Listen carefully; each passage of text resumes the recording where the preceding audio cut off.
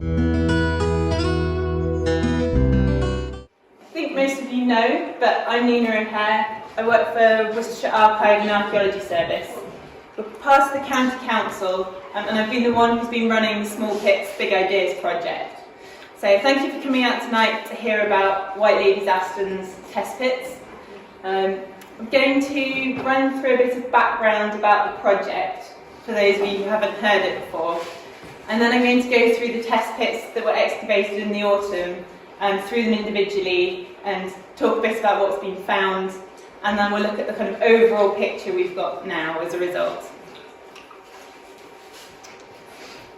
So Small Pits, Big Ideas 2 is a follow-on from the project we had in White Ladies Aston a couple of years ago. It was such a great project that we wanted to continue it, and we've actually expanded it to include 5 other places around Worcestershire. So it's still very much a community project about getting people to have a go at archaeology, but it's also got a research aim behind it, because we're wanting to find out more about our medieval villages that we still live in. And I'll kind of explain why in a minute. The 6 locations we've been looking at have just had all of their dig weekends. We had Bearley and White Ladies Aston in the autumn, and this spring we've had Witchenford, which is near Worcester, Wolverley and Bewdley, sort of up Kidderminster way, Badsey over by Evesham.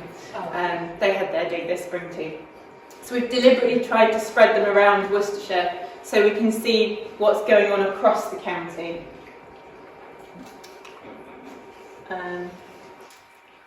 The project is, what we're really trying to understand is the story of our villages. Archaeologists have been very good at looking at villages that are deserted, that nobody's lived in since the medieval period. They've not been very good at looking at villages that we still live in today, but we know have earlier origins. The picture that we have of the story of villages in general in England is that they started to appear and look a bit like villages in the very early medieval period, so sort of the 10th to the 12th centuries. But that story comes from all of our deserted sites. Someone sensibly pointed out that the villages that people stayed living in might have a different story to the ones that were all abandoned a long time ago, which is quite a sensible suggestion. So we want to start kind of looking at places that we still live in. Have they got a similar story? What happens when the Black Death comes along in the medieval period? Does that have a really big impact or not? And what's going on in Worcestershire? Is Worcestershire's story the same as elsewhere in England, or is it different? The best way to look at villages we still live in are test pits. So these are 1 by 1 metre squares, which means they're really small, and you can put them easily in gardens and in small green spaces. What you can't do in a village where people still live is dig a really big open area and look at kind of a very large area, because people's houses are still there, and they're not very keen if you say, can we just dig up your house and look underneath it. Which is why deserted sites are so much easier to look at, because you can do that there. The idea behind a test pit, though, is that you don't have to find a medieval house in order to know that people were living near that spot in medieval times. Because if you can find all their rubbish, all the things they were throwing away, you know they were somewhere near there. Because no one was coming around and collecting your rubbish bins in the medieval period. No one was doing that really in the Victorian period either. Rubbish generally went as far away as people were prepared to throw it. Often was a pit in the back garden, or a nearby ditch, or the manure heap that then got spread over the fields. So all the rubbish, and particularly pottery, which is one of the easiest things to date, because fashions change over time with pottery, as they do with everything else. So if we can find all their pottery, we know kind of that they were living near there at that time. And the more we have of that pottery of that date, the nearer we probably are to where that house was. When you have lots of test pits across a village, you get not just the story of sort of one house plot, but the story of a whole village. And if you do this in lots of villages, you can start to see the story of a whole region. So in East Anglia, they've had a very long time to be going at this. Professor Carenza Lewis, who used to be on Time Team, some of you may know, has sort of pioneered this in East Anglia. And this map down here, all those black dots are villages where they've had lots of test pit excavations. And they've started to see a really interesting story about the Black Death, which had a very big impact there. And what would be nice to know is it a similar story in Worcestershire or not? Is something quite different going on? So I'm not going to go through an extensive history of White Ladies Aston, but I just want to flag up a few things that we already know about its history. So the first thing is, we do know that people have been living in this area for a very long time. There's been some Roman artefacts found, and also some Anglo-Saxon. The first written mention of a place here is in 977 AD, so during the Anglo-Saxon era. The place mentioned then, it was called Et Aston, which means East Farm. And that's kind of the same as the very early medieval name for here is often Easton, which kind of becomes Aston.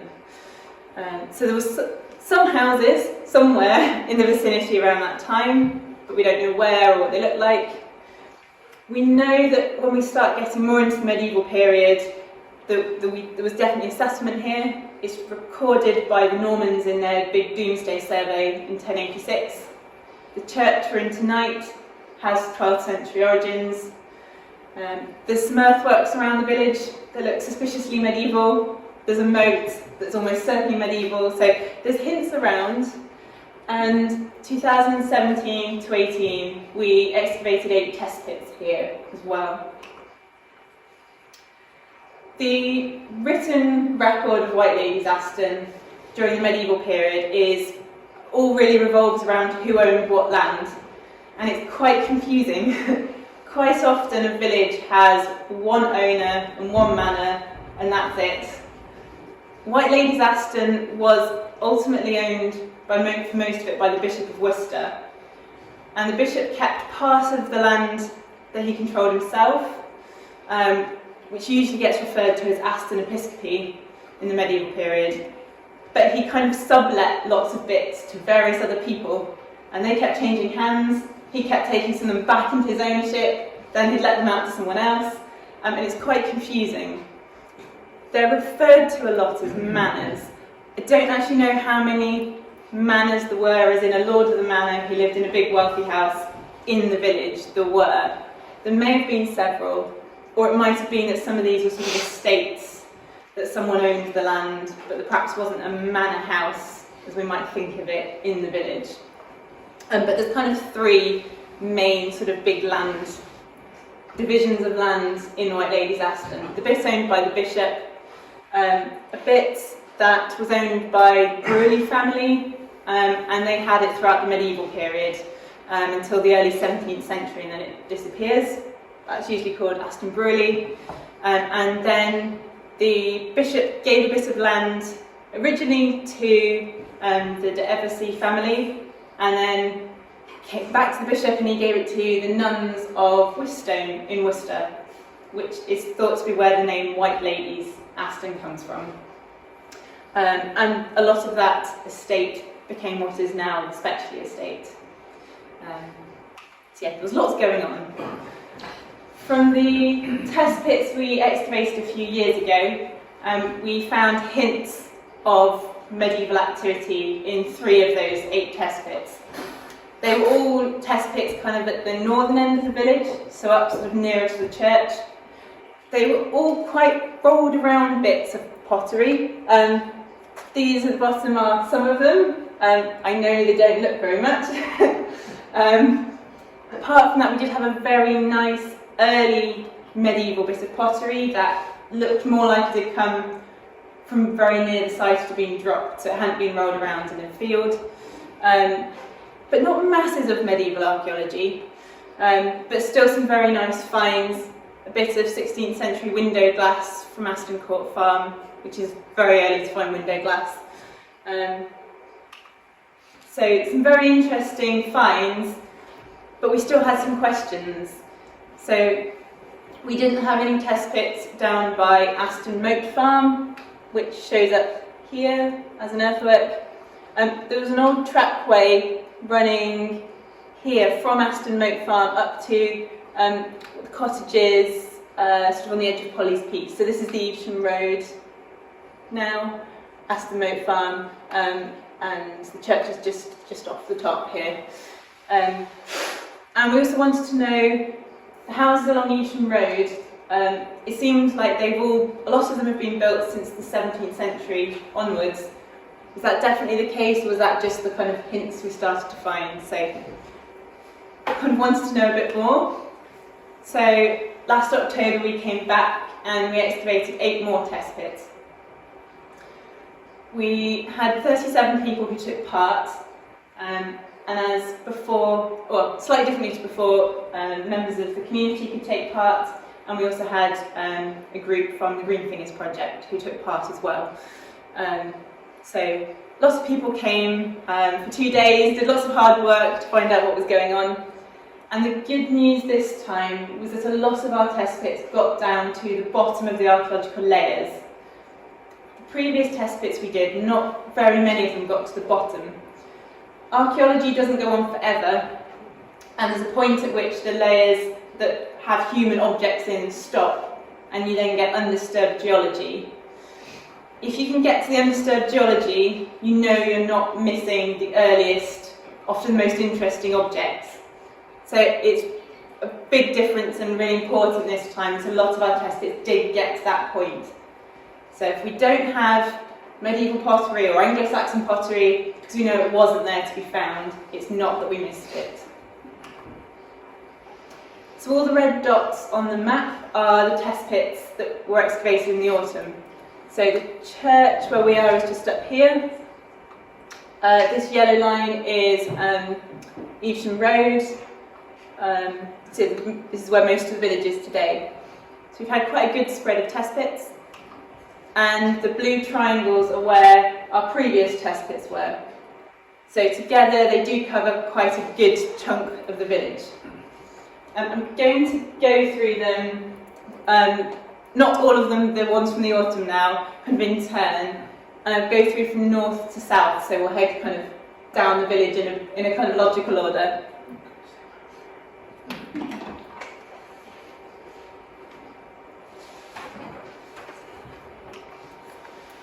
So, test pit 1 is very near to the church. It is in the Willows, which is just by the entrance where you come into the church. The map on the left-hand side is from this one. This one's not, sorry. This map, I think, is from 1904, but the earliest maps we have of the village, which are from 1804, show 3 little cottages in what is now the garden of the Willows. There's a very large flat area still today in the Willows where these cottages were. We're quite interested to know whether that sort of very large house platform is what it looked like, because in the past people would often flatten an area of land to build their house on. Whether that had just been used by these cottages, and which were timber framed. They're thought to be 17th century, and they were demolished sort of mid-20th century. We wanted to know if they were the first buildings on that site, or if they were built on top of earlier ones. Unfortunately, the ground in this test pit had been quite heavily disturbed. I think probably when the cottages were demolished. But despite the fact that the ground was really quite churned up, there were still bits of 17th and 18th century pottery kind of mixed up in the ground, which ties in quite nicely when those cottages are thought to have been built. Interestingly, we didn't get any earlier pottery, so there was no medieval pottery from here. Given that we did have some remains that predated the kind of demolition work in this area, if this had been the site of a medieval house, there should be enough medieval pottery still around for 1 or 2 bits to have survived. I think the fact that we had no medieval pottery whatsoever means that those timber frame cottages are the first ones that were built on that site.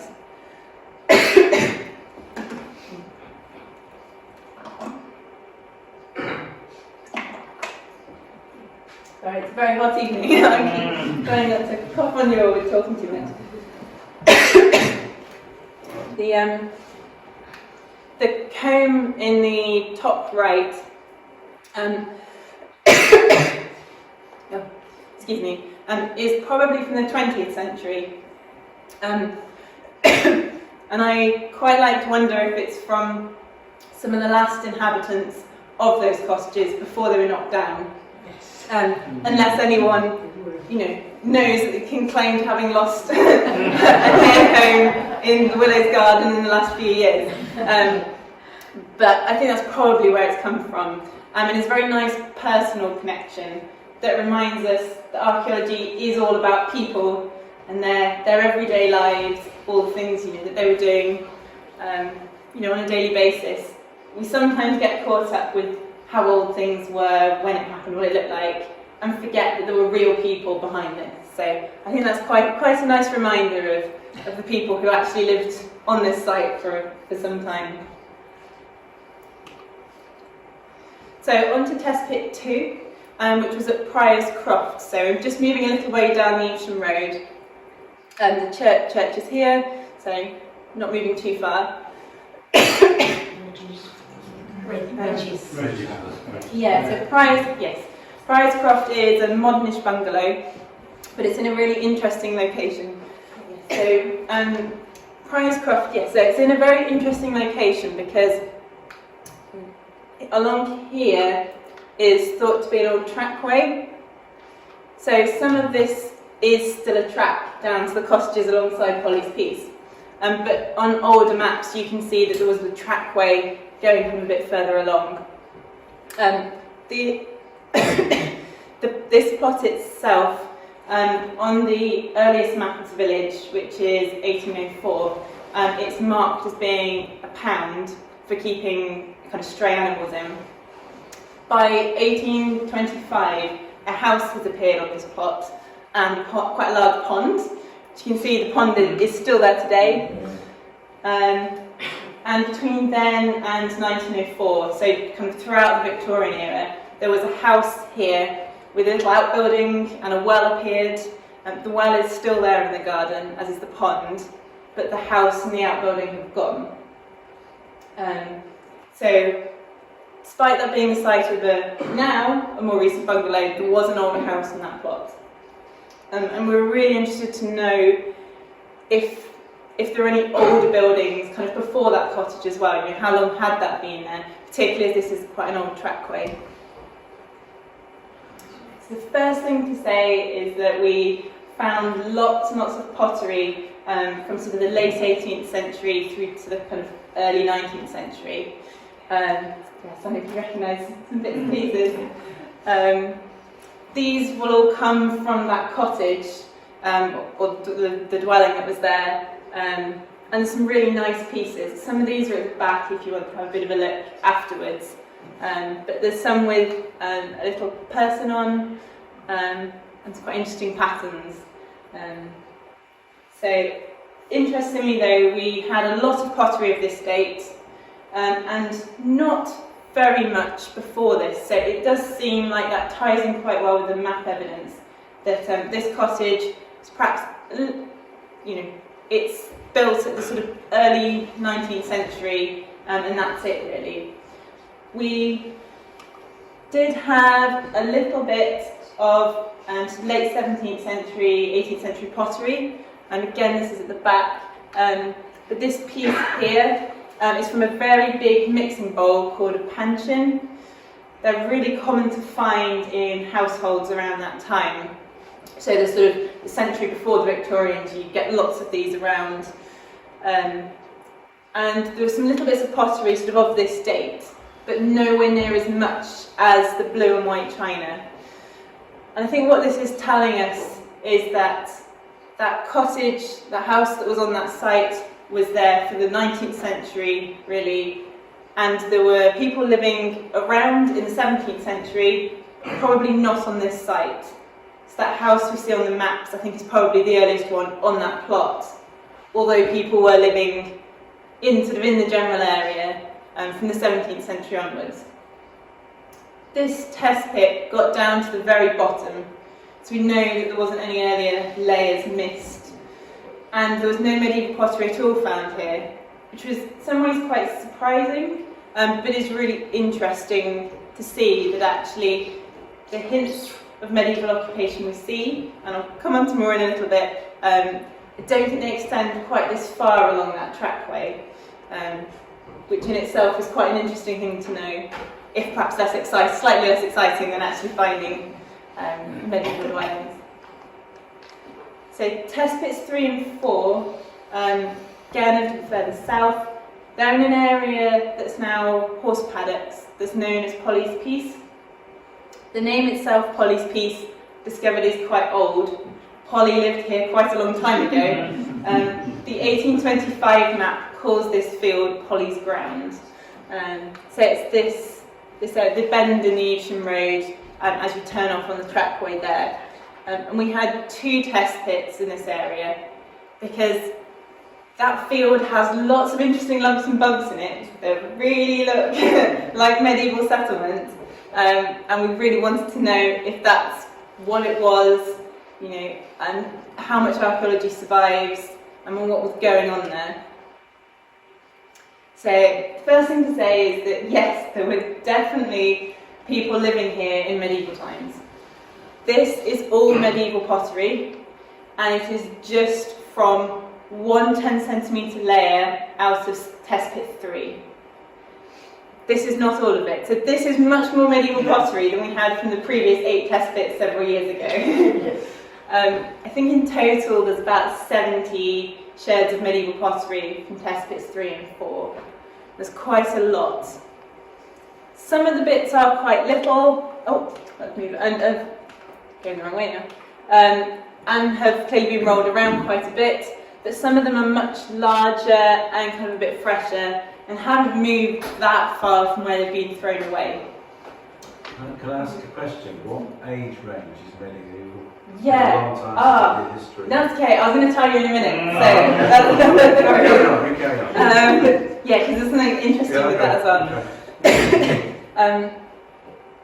Yeah, what's really interesting about this is that the medieval pottery was all found about 30 centimetres down. There was very little in the top 30 centimetres of soil. Then we got lots of medieval pottery, and there was nothing later mixed in with it. So this is a layer of kind of undisturbed medieval archaeology, and it's not being churned up lots, which is really exciting news, because actually it means those earthworks might have quite well preserved archaeology in them. Some of the pieces are quite nicely decorated as well. This bit is at the back if you want to see it too, but it's got little diamond sort of shapes that have been rolled onto it in a band. You can see it a little bit better in this drawing that an artist, Glynis Dray, came and did some drawings of some of our artefacts. You can see it, this sort of band along here. And that came from a really big, something called a pitcher, which is like a very big jug but with little feet. There's one standing on the font if you want to have a look afterwards. So yeah, so for test pits 3 and 4, total 70 sherds of medieval pottery, quite a lot. This pottery was all made fairly locally. It's all come from around Worcester and Malvern. The majority of it dates to between the 12th and the 14th centuries. So it's the sort of earlier medieval period, but it's kind of a couple of centuries that it's all quite concentrated in. Most of what we've got is cooking pots. So some of the bits are actually still sort of a bit sooty on the outside from being over a fire. Pottery, as you can probably imagine, isn't the strongest thing to keep putting over fires and cooking in. So they seem to have broken a lot, which is why we get lots of them. It's not necessarily that people owned loads of cooking pots at one time, it's just they kept breaking and having to replace them.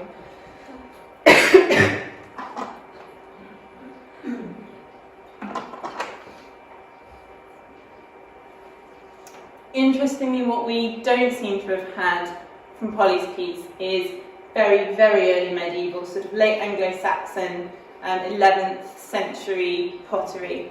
And there is a small chance some of the potters of that date, because some of it couldn't be precisely dated. But the vast majority seems to be this 12th to 14th century, with not really anything before. Which is quite interesting, because we did have some slightly earlier pottery from Nightingale Cottage on the edge of Polly's piece last time. So I was quite interested to see if this had been a big settlement at that time, which it doesn't seem to have been. We didn't have any pottery really of that date from around the Norman Conquest, sort of 1066 kind of onwards. It seems to be a little bit later that people are choosing to live in this area. After the 14th century, things seemed to dwindle away a little bit, and we had very little pottery for the couple of centuries after that.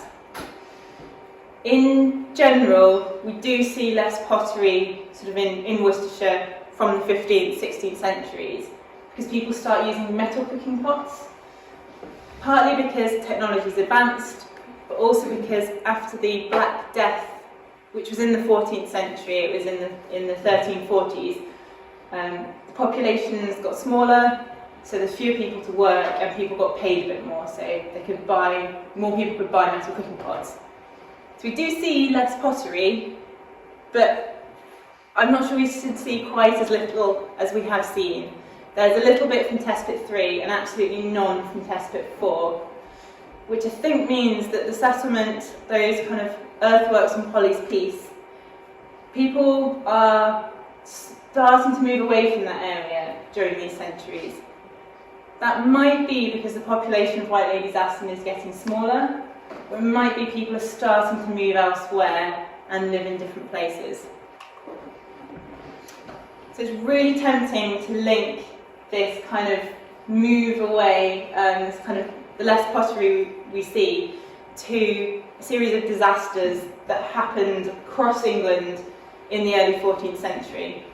If you go back in time, don't pick the early 1300s, it's a really bad time. They had a whole series of crop failures. Apparently just rained constantly for about a year and all the crops failed. A couple of years later, there was a very devastating cattle disease that wiped out a lot of the cows that were needed for dairy, but also for ploughing the fields. And then in the 1340s, they had the Black Death. So really not a good time to be around.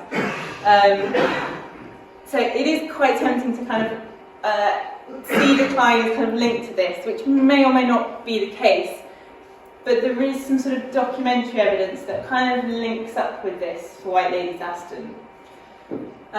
So just before this, in 1280, the tax lists, there was something called a lay subsidy, which was all the people who paid tax. It lists 18 people in White Ladies Aston. So that doesn't mean the population was only 18 people, just means there were only 18 heads of households who were wealthy enough to pay tax. By 1327, only 9 people are listed. And that might be that the population has got drastically smaller. It could be, though, the population is about the same size, but people are a lot less wealthy than they were before. And I think this one's really interesting, that about 5 years after that, in the 1330s, White Ladies Aston was one of only 20 parishes in Worcestershire that only paid a quarter of its tax. So it was due to pay a lot more than it could actually find the money for. And this proves that White Ladies Aston's getting smarter and smarter. Yeah, they're getting away with paying less tax. Depends how you look at it, yeah. It's into the 21st century. But there were 137 parishes in Worcestershire at this time. So to be one of only 20 puts in quite a sort of minority that seemed to be struggling at this time. But yes, maybe there was lots of tax evasion going on instead. Counting. But yeah, and there's a big gap before we can get the next tax list. And by that time, it's the early 16th century. It's 1524. But again, only 10 people are listed. So this does start to suggest that either the population is getting smaller or they're getting less wealthy around this time. So this is a LiDAR picture, sort of a bird's eye view of the Polly's Piece area. It shows up all the earthworks and kind of level of the land in quite a lot of detail. This is the Euston Road, and this is that very sharp bend with the trackway coming off, and this is the area called Polly's Piece. You can see there's lots of kind of lines along here, separate little divisions, and some much flatter areas. I think having a look at this, kind of as a brief look, I'd suggest there's probably at least 4 or 5 houses that were going on in this area. So flatter areas with then sort of strips at the back where you can keep animals, grow a few crops. And there might well be one a bit further south and possibly a bit further north. This is a very kind of suggestive idea. What really is needed is for it to be properly surveyed and kind of recorded, and then someone can look at it in proper detail, because the resolution on this isn't quite good enough to see all the detail that's going on. But it does look like there's some medieval settlement that sort of survived in this area. So we're moving a couple of fields further south. So this is Polly's Piece, where we were a minute ago. Test pits 5 and 6. We put test pit 5 to kind of have a look at the back of the Euston Road, what was going on here. Test pit 6 is near an old trackway that ran down here towards Aston Moat Farm. I was really interested to know if the settlement in Polly's Piece kind of carries on in a line down this trackway. So the first thing to say that these test pits, unlike our other ones, didn't quite get to the bottom for various reasons. But the top 20 centimetres that were excavated was very sterile. There was very little to be found. There was very little charcoal, which is usually kind of a sign of people living nearby. Test pit 5, however, which is the one nearer the Euston Road, did find some 17th and 18th century pottery, which does tie in with kind of what we'd kind of already seen hints of, that the houses along the Euston Road have kind of been spread out along there since the 17th century onwards. We didn't have any finds apart from a few bits of charcoal from test pit 6. It might be that there was medieval pottery to be found here and we just missed because we didn't dig deep enough. This field has in it, though, earthworks of ridge and furrow, which is medieval ploughing. It's the kind of lines that get left as the ploughs go up and down. I think it's quite unlikely, given that nothing was found in the top of the test pit and there's these earthworks in the field, that actually the medieval occupation didn't come down this trackway. We could be proved wrong with this in future, but that's what it seems like at the moment. Which means that the settlement around Polly's Piece was a bit kind of more of a confined sort of bubble of settlement rather than being kind of spread out along this trackway.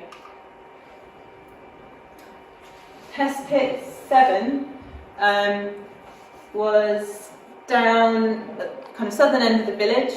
I was very keen to have a test pit down here because we're nearish Aston Moat Farm, which seems to have had remains of a medieval moat.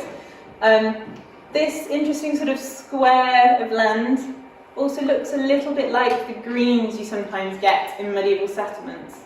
So when they sort of had a common area of land that they sort of left for kind of communal grazing or kind of use. And we hadn't had a test pit down here before, so that was also a good reason to have a look. The area we had a look in is the field next to Nordal Cottage. This is I think the 1804 map, I believe, 1804, 1825. And this is the area we were looking at. it is just sort of an open area now, but you can see there's a pink little building up here. Pink meant that this was a building that was lived in, so this was a house. And there's a house right on the corner of this plot that's probably been there for a bit of time, but this time this map was drawn. By the 1825 map, this house has disappeared, so it kind of goes quite quickly. Oh, no, apologies, I think it's on the 1825 map, it's gone by 1885, so at some point during the Victorian era, that house disappeared. But we know that the cottages either side were timber framed, and this in itself was probably quite an old cottage. We had masses and masses of finds from this test pit. It produced loads. There was a really big sort of cluster of finds that date from the 17th and 18th centuries. And I think these are all probably telling us that that's the date of that cottage you can see on the map. There's probably a 17th century cottage that was there until sort of the early Victorian era and then disappeared. We've had quite a lot of this nice, it's called Staffordshire slipware. It's yellow and brown, and there's some bits at the back. They were usually very big, sort of shallow dishes, kind of shallow bowls or plates. I don't quite know why yellow and brown was such a favourite, but they're in lots of households at this time, and they were made up around Staffordshire. They can have quite nice designs on them, so yeah, do have a bit of a look at them at the back. So I think this is all telling us that these are things from a cottage that was probably built in the sort of 1600s at some point, fell out of use in the 1900s. We then had a little bit of pottery from the 15th and 16th centuries, but not very much at all.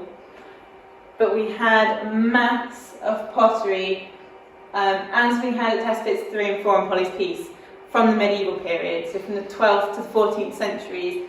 There's this big concentration, again, of medieval cooking pots, all the ones that were broken frequently and being thrown out. There's a good collection of them here, and they look really similar to the ones at Polly's Piece, so they're coming from Worcester and Malvern. Again, it is mostly all cooking pots, and they all fit quite neatly in this sort of similar date range. Interestingly though, we have 2 bits of slightly earlier pottery. This is a bit of a cooking pot, which is at the back if you want to have a look at it. We luckily have the rim of it, so the very top, and it's got quite a distinctive square shape to it. They made these in Worcester from the late 11th century to the mid 12th century. So from the Norman Conquest through to kind of sort of 100 years after that, and that's the only time they made them. So this is the very earliest medieval period. This bit, although it's only 1 bit, it's got quite nice fresh edges. It's not gone very far from where it was dropped and thrown away. And there's another bit which doesn't have a rim on it. I've not photographed it because it doesn't look quite as photogenic. But that one is slightly earlier and was made in the Cotswolds, probably between the 10th and the 12th century. So it could be even slightly earlier than this one. This, interestingly, looks a lot like the piece of pottery we had a couple of years ago from Nightingale Cottage on the edge of Polly's Piece. So there's clearly some activity in the village, some people living here in the very earliest medieval period. And it seems certainly at Nordal Cottage that people were living probably on this spot or very near to it for at least 900 years, kind of in the one place. That makes this plot the kind of oldest continuously occupied site that's been found in the village so far. So that's kind of a very special find, that one.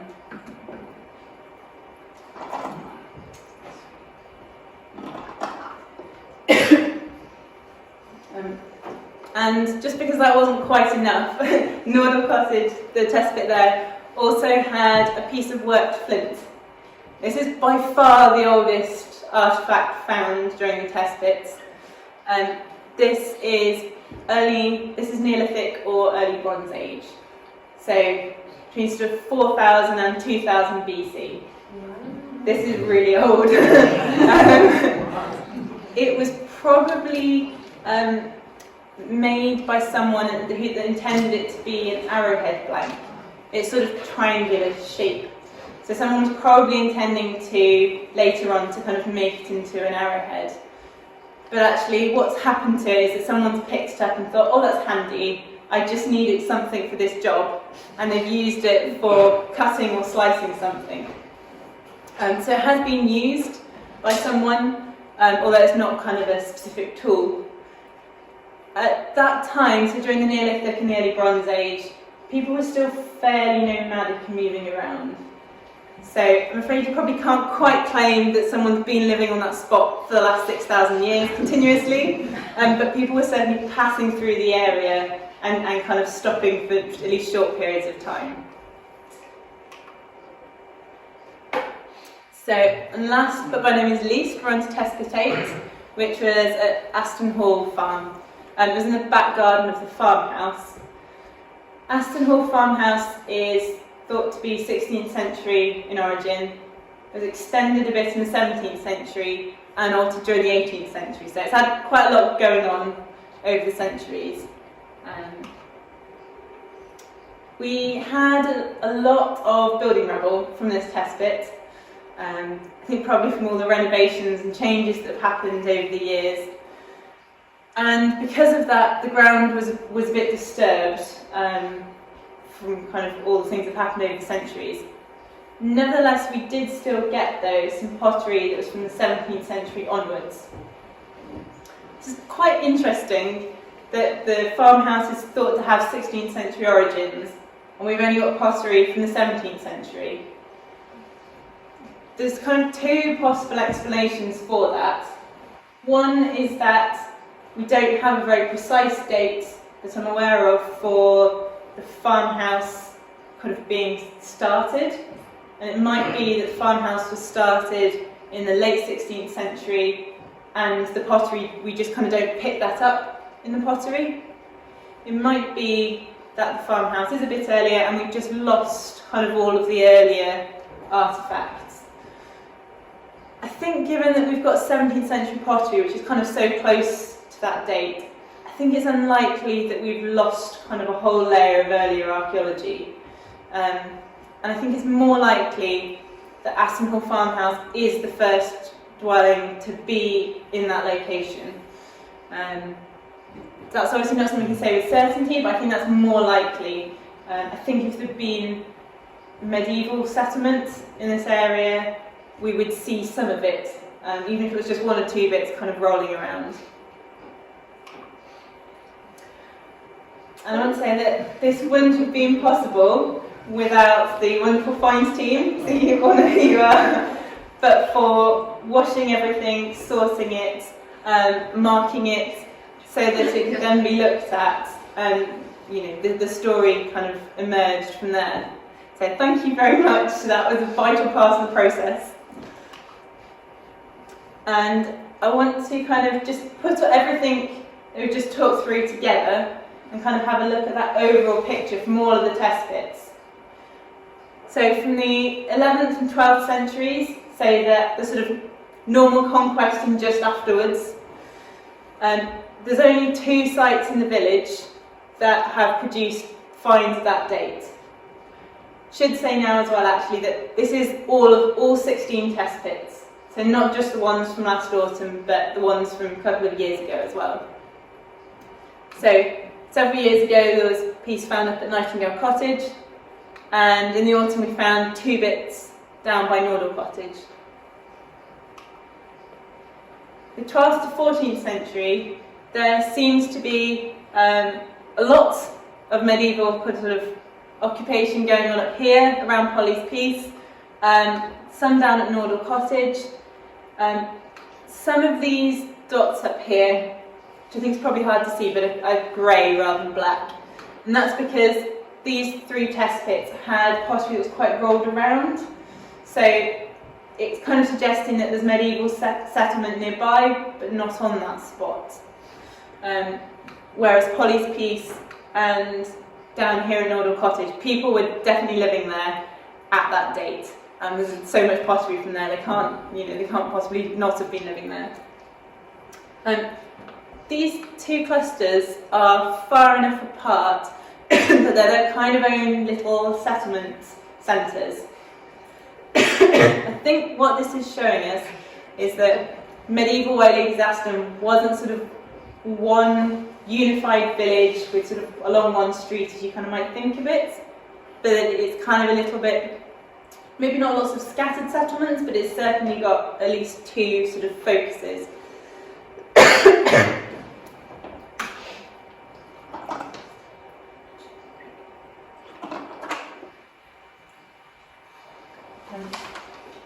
And what's really interesting about this is that it ties in a little bit with some of the documentary evidence we have for White Ladies Aston. It's actually recorded twice in the Normans Doomsday Survey that they made. And it's just interesting that White Ladies Aston is listed twice. And we've got kind of two settlement clusters going on as well. 15th and 16th centuries. This isn't just pottery. To kind of counteract the fact you get a bit less pottery, I've included any finds, not just the pottery, for these centuries. And once you do that, you do start to see, actually, there's little bits going on still. Perhaps starting to be in different places in the village, places we haven't seen settlement before. The 17th, 18th century, there seems to be quite an explosion of sort of new areas of settlements where people haven't been living before. You start to also get more of this sort of linear sort of settlement along the Euston Road. Starts with a bit more as it kind of does today. And the 18th, 20th centuries, just there's lots of pottery across the kind of the area. And I think that the village probably looked fairly similar to as it does today. So we had a couple of questions we wanted to kind of answer at the start of this project. First one being, where was the medieval village and what did it look like? I think the answer we can probably, at least starting to emerge, and I think we can fairly confidently say this one, we probably don't have a village that looks kind of like this, with kind of one and two streets along it, with houses kind of all the way along it, kind of in a very compacted area. We've got those two kind of clusters of settlement going on to up at Polly's Piece. I think there are probably quite a few houses up there, and then a bit going on down here. Interestingly, the Doomsday Survey records one of the settlements at White Ladies Aston as being part wasteland. Wasteland you usually only see around the Welsh borders and in northern England, and they're usually settlements that have been devastated during the Norman conquest. It's quite unusual to see in Worcestershire. I just find it quite interesting that this is kind of one site that's kind of seen some much smaller settlement down here than up here, where we had kind of outlying bits of medieval pottery. This might well be sort of a leap too far. I just think that's quite interesting that although the Bishop of Worcester owned both of those bits of land, they had sort of different sort of underlords, people kind of nobility who were looking after the land. And one of them seems to have been quite a bit poorer than the other at that time.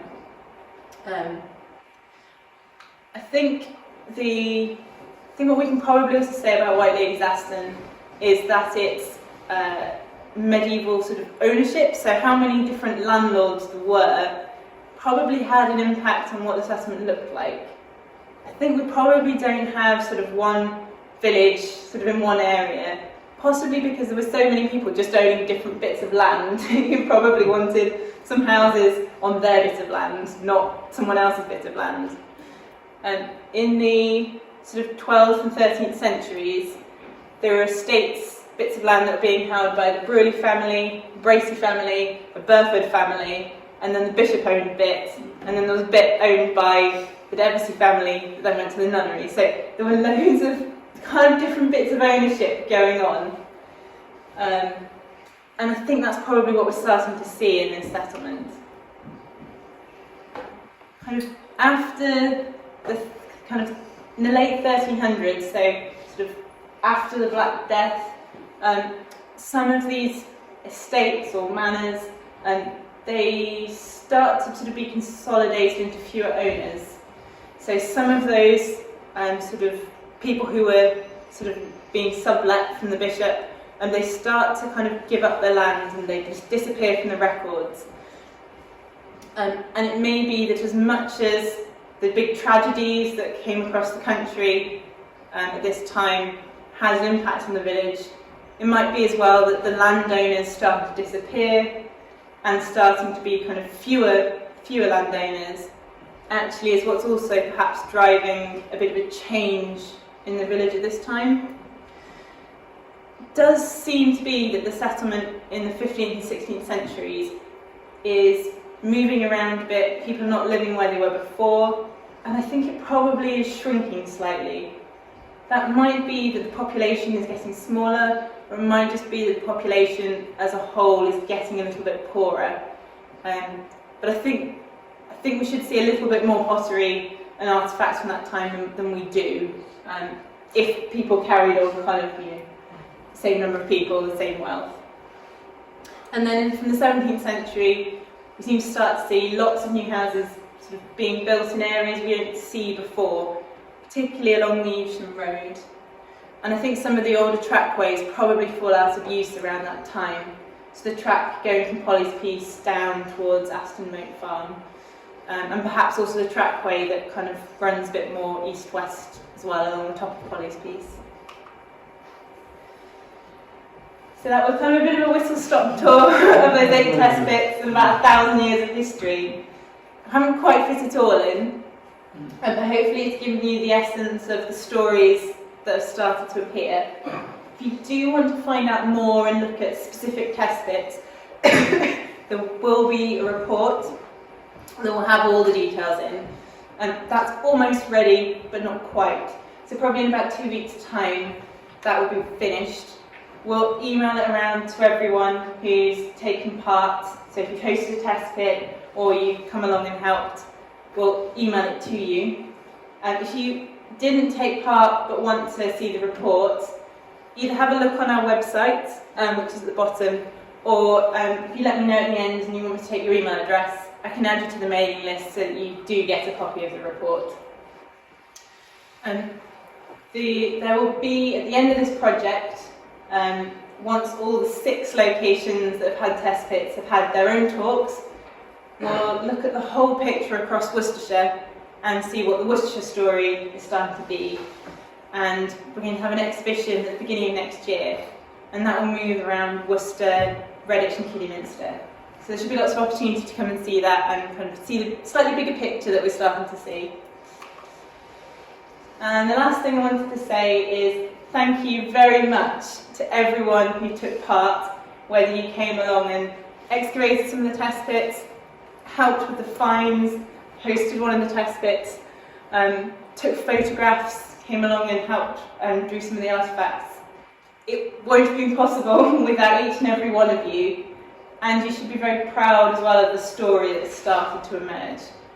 We do have a lot more kind of picture about White Ladies Aston, and that will become part of a bigger picture across Worcestershire. So thank you for making that possible, and yeah, you should be very proud of what you've achieved. Thank you. And thank you very much.